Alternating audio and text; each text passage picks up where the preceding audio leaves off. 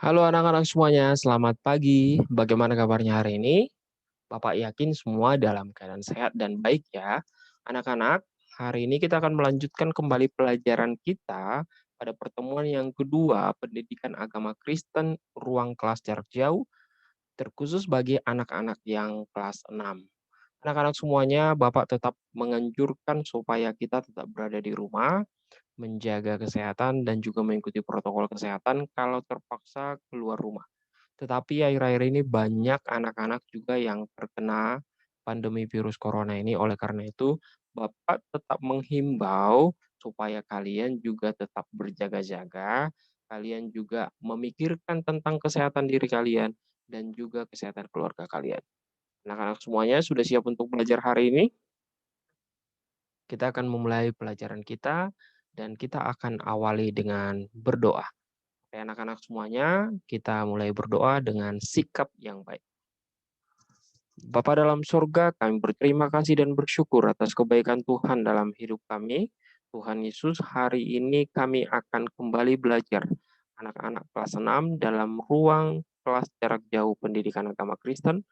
Biar kiranya ya Tuhan, kami boleh mengerti dengan baik pelajaran kami boleh memahami supaya menjadi bekal iman bagi kami di kemudian hari. Tuhan Yesus berkati kami semuanya, berikan kami kesehatan, terlebih orang tua kami juga Tuhan berikan mereka kesehatan dan rezeki. Tuhan berkati kami, guru-guru kami, teman-teman kami, dan semua orang-orang di sekeliling kami. Dalam nama Tuhan Yesus kami siap untuk belajar. Amin. Anak-anak, kalau pelajaran kita sebelumnya, Bapak sudah menjelaskan tentang arti atau makna ibadah, dan hari ini Bapak akan jelaskan lebih jauh tentang makna Alkitab dan juga bagaimana pandangan Alkitab tentang ibadah itu sendiri. Anak-anak, Bapak sudah menjelaskan kemarin bahwa ibadah yang sejati adalah ketika kita mampu mempersembahkan tubuh kita, sudah, tubuh yang kudus di hadapan Allah, yang berkenan, itulah persembahan yang sejati. Bapak sudah rangkumkan bahwa yang dikatakan persembahan tubuh yang kudus adalah bagaimana kita mampu memberikan kehidupan kita hidup bagi Allah dengan cara apa? Dengan cara menaati perintah-perintah Allah, menaati apa yang Tuhan inginkan dalam hidup kita.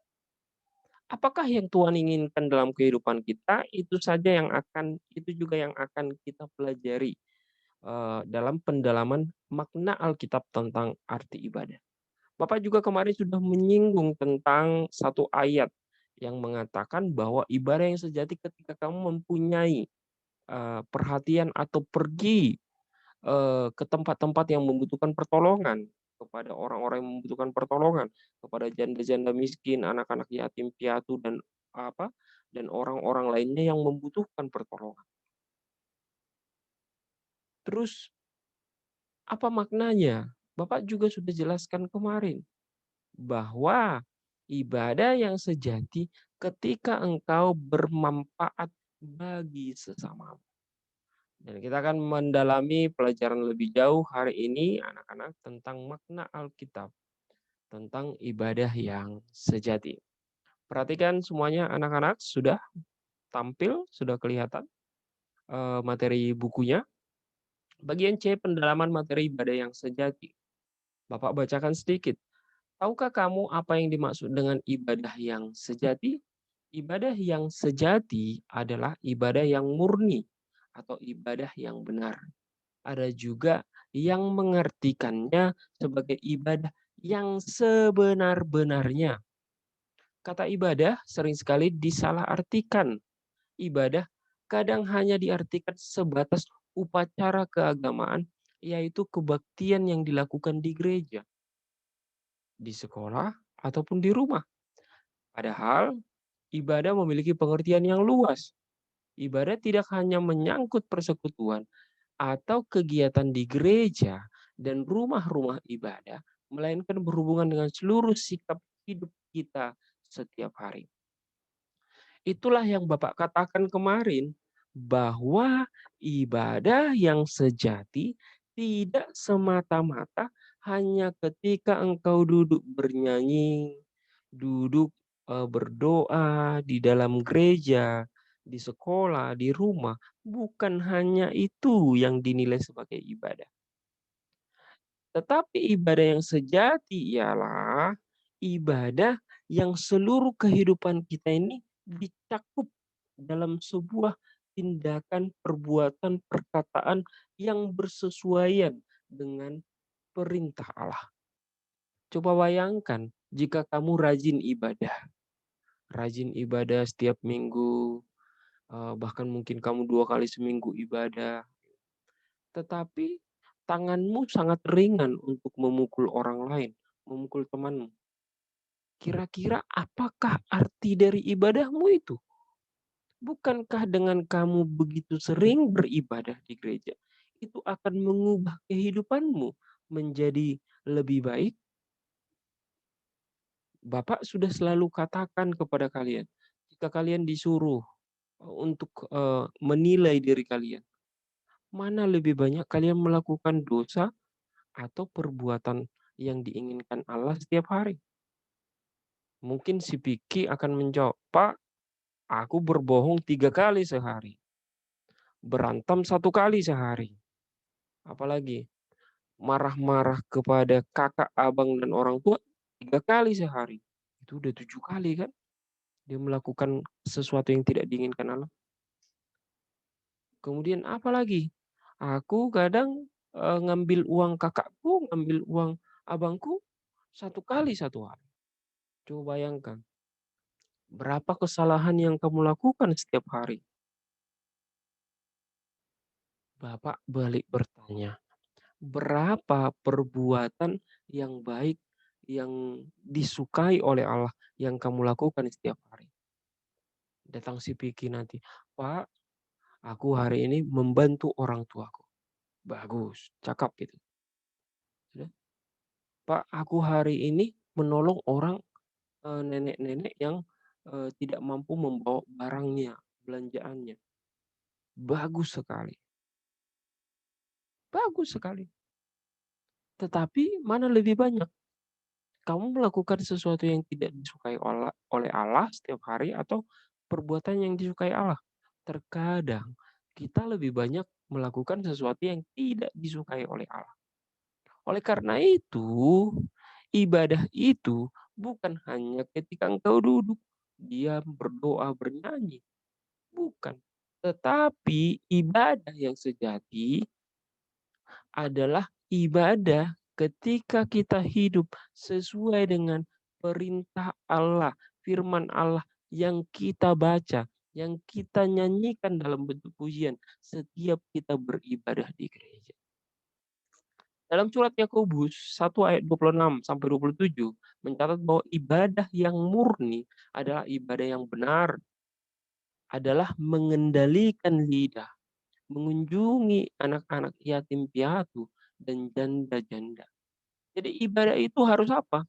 Harus tercermin, harus terlihat, harus tercermin dan harus terlihat melalui apa ini? Melalui mulut. Harus tercermin dan terlihat melalui apa? Tangan, perbuatan, pikiran, semua kehidupan kita harus tercermin bahwa kita telah beribadah dan berbakti kepada Yesus Kristus yang mati bagi kita, yang menolong kita dari dosa.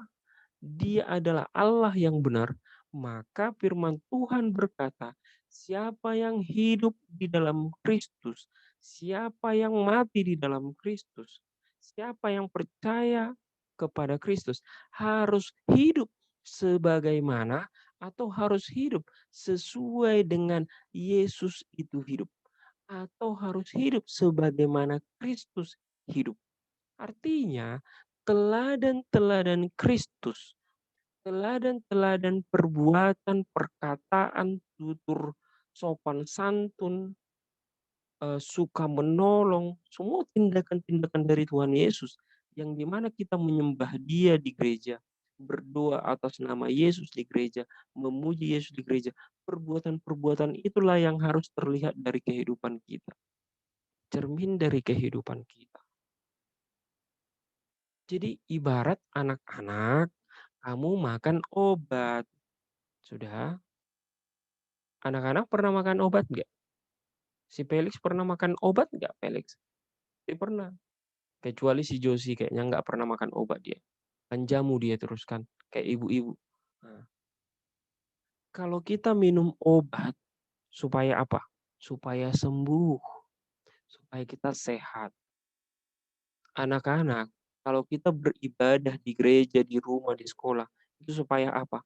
Supaya perbuatan, perkataan kita, perilaku kita semua, pikiran kita itu semua sesuai dengan Kristus, mengikuti perintah Kristus, mengikuti perintah Allah.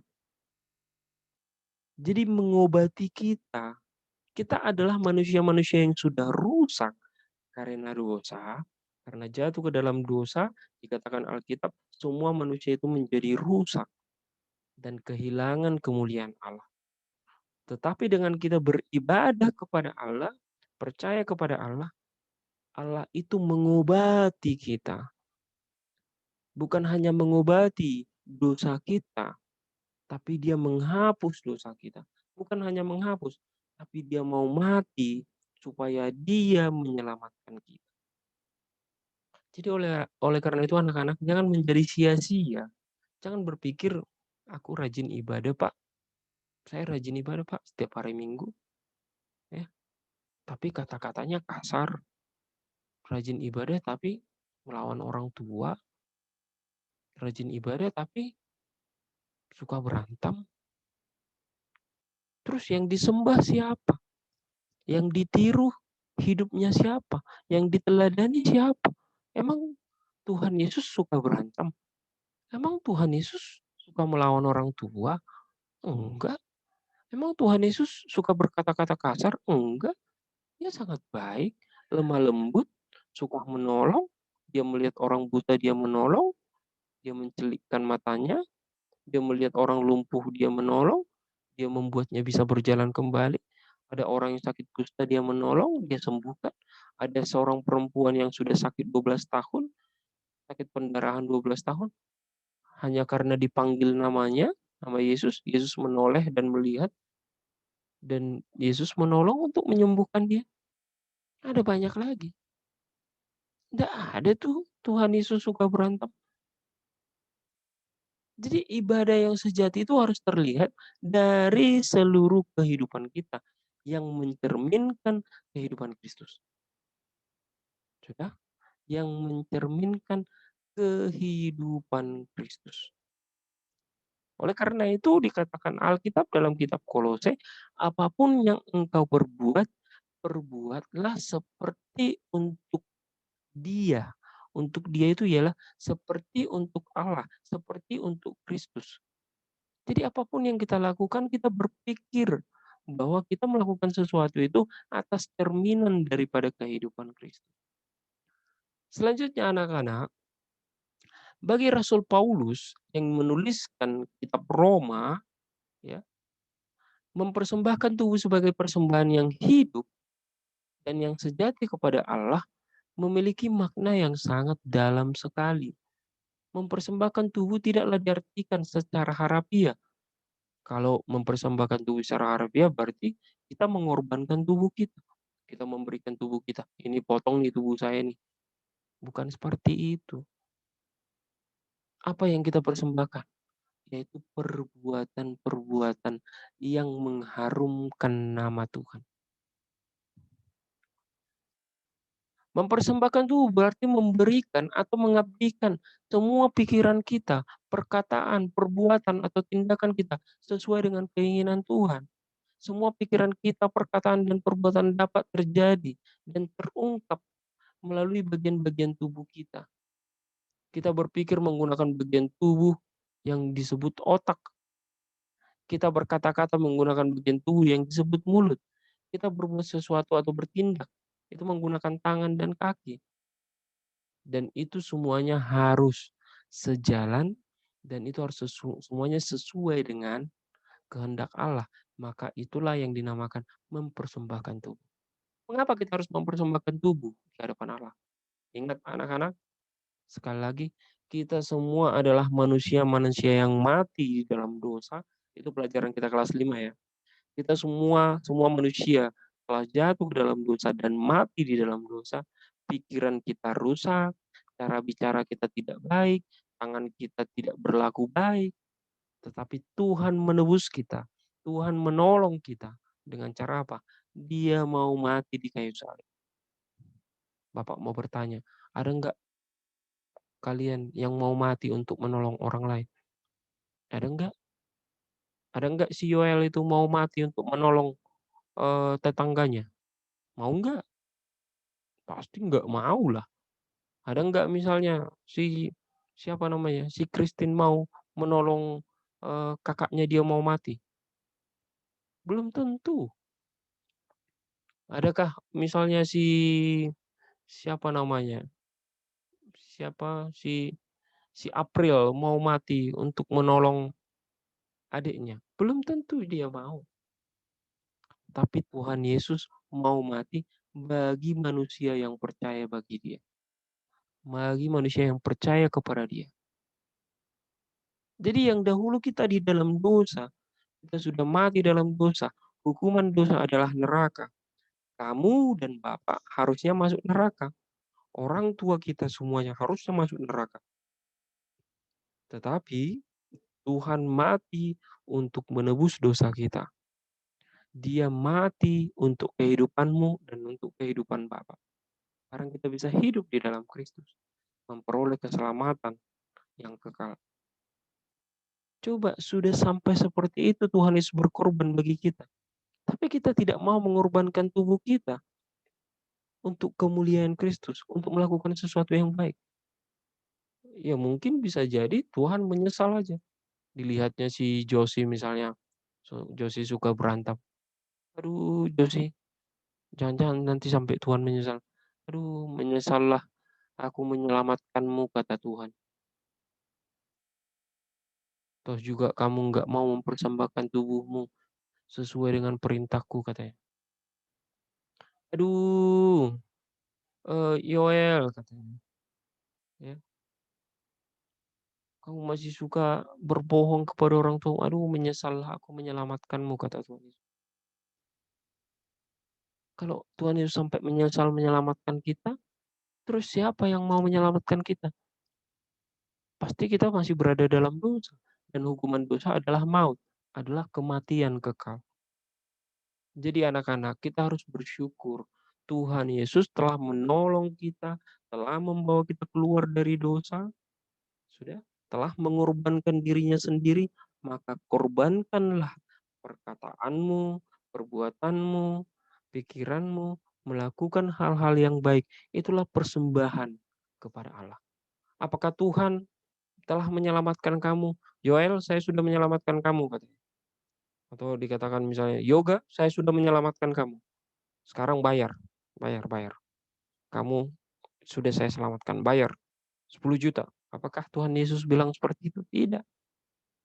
Apakah Tuhan Yesus mengatakan seperti ini? Gabriel, saya sudah menyelamatkan kamu. Sekarang kamu itu harus mati juga bagi aku. Saya sudah mati bagi kamu, kamu harus mati bagi aku. Apakah Tuhan Yesus bilang seperti itu? Tidak. Justru dikatakan Tuhan Yesus, aku sudah mati bagimu, maka kamu harus hidup di dalam aku. Tuhan Yesus tidak menuntut apa-apa. Tuhan Yesus tidak menuntut bayaran. Tuhan Yesus tidak meminta engkau mati bagi dia, sekalipun dia sudah mati bagi kita. Tuhan Yesus hanya meminta kita mempersembahkan tubuh kita yang sudah diselamatkan ini, jangan lagi suka dosa, jangan lagi suka berantem, jangan lagi suka berbohong. Tapi sebarlah kebaikan-kebaikan. Menolong orang lain, membantu sesama, membantu orang tua, membantu adiknya, dari lingkungan-lingkungan tempat kita tinggal, melakukan contoh-contoh kehidupan Kristus secara sederhana. Kamu harus sudah mulai dari sekarang. Karena kapan lagi kamu mempersembahkan tubuh? Nanti jangan-jangan ada yang mengatakan, "Felix, Pak, aku nanti umur 17 tahun aja ya mempersembahkan tubuh." Kira-kira bisa nggak? Nggak bisa. Ya udah sekalian Bapak bilang, "Ya udah nanti aja kamu percaya kepada Tuhan, nanti aja kamu percaya kepada Tuhan Yesus."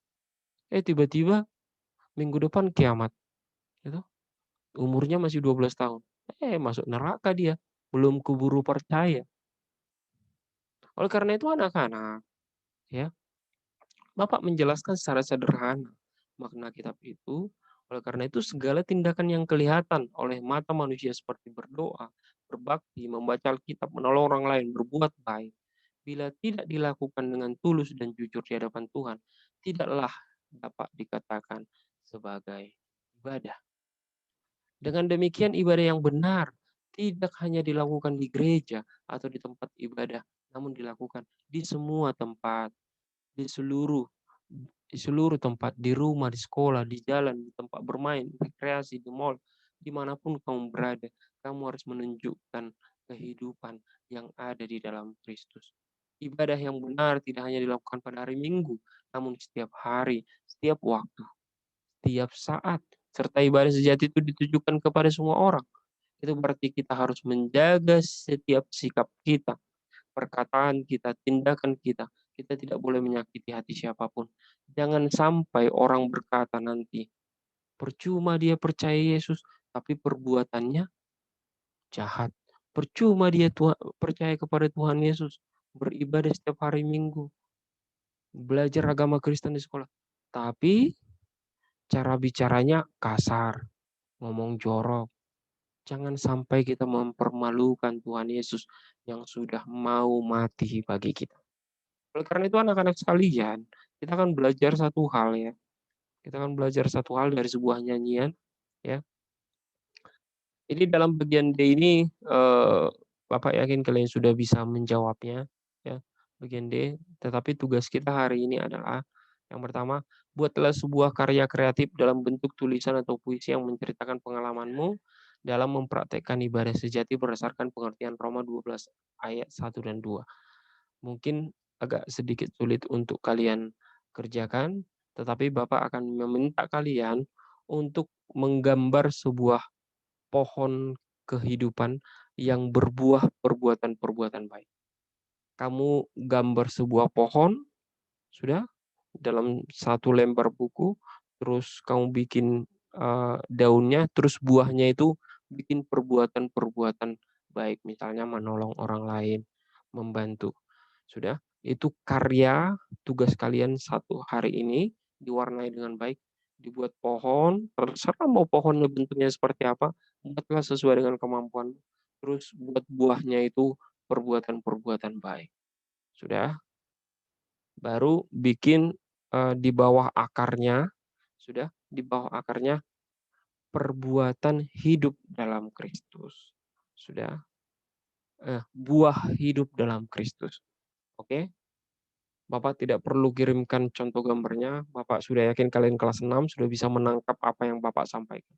Jadi buat sebuah gambar pohon, buat yang bagus ya, sesuai dengan kemampuan kalian, bikin buahnya itu buat pohonnya berbuah, buahnya itu adalah perbuatan-perbuatan baik.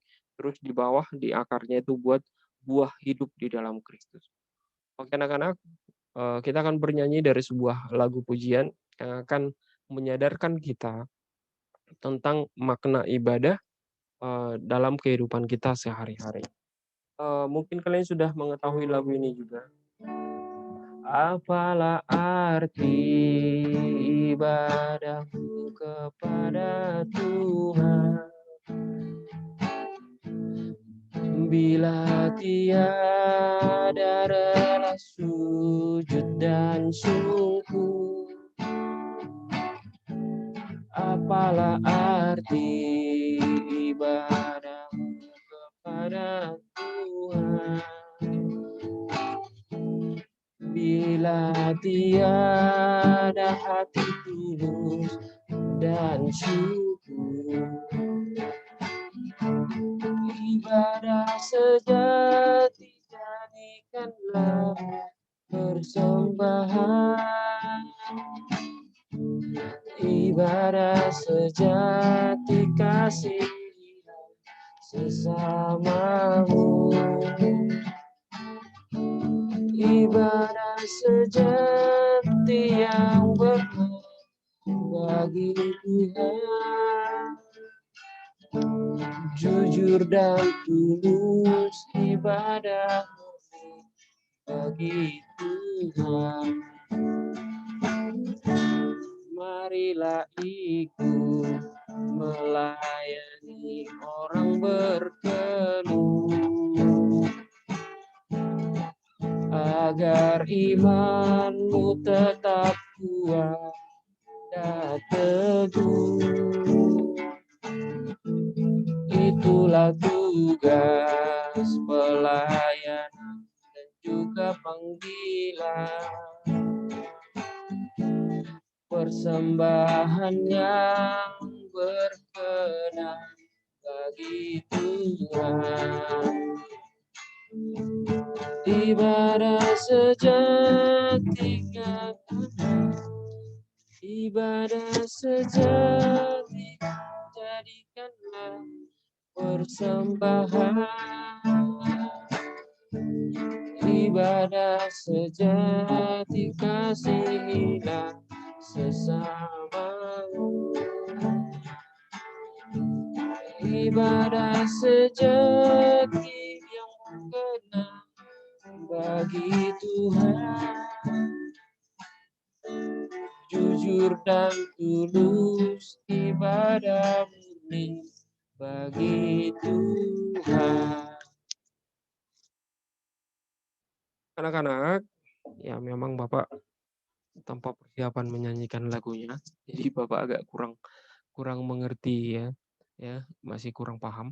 Tetapi makna lagu ini yang penting bagi kita dalam perlengkapan kidung jemaat. Ya. Apakah arti ibadahmu kepada Tuhan bila tiada rela sujud dan syukur?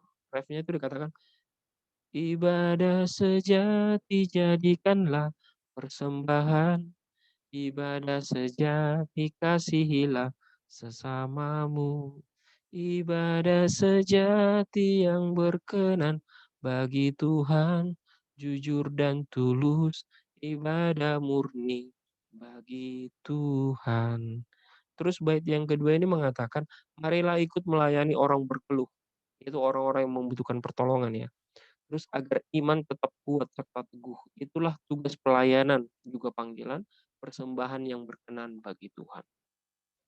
Oleh karena itu anak-anak, tidak ada gunanya kita beribadah setiap minggu, duduk diam berdoa, terus kita mengatakan kepada Tuhan, aku percaya kepada Tuhan Yesus, tapi kita tidak mau hidup bagi orang lain. Maka mulai dari sekarang, hiduplah bagi orang lain, bermanfaat dalam hal sederhana bagi orang lain. Itulah ibadah yang sejati. Oke anak-anak, hari ini sampai di sini pelajaran kita. Tugasnya tadi Bapak sudah sampaikan. Sudah? Bapak sudah sekalian tadi rangkumkan. Ya.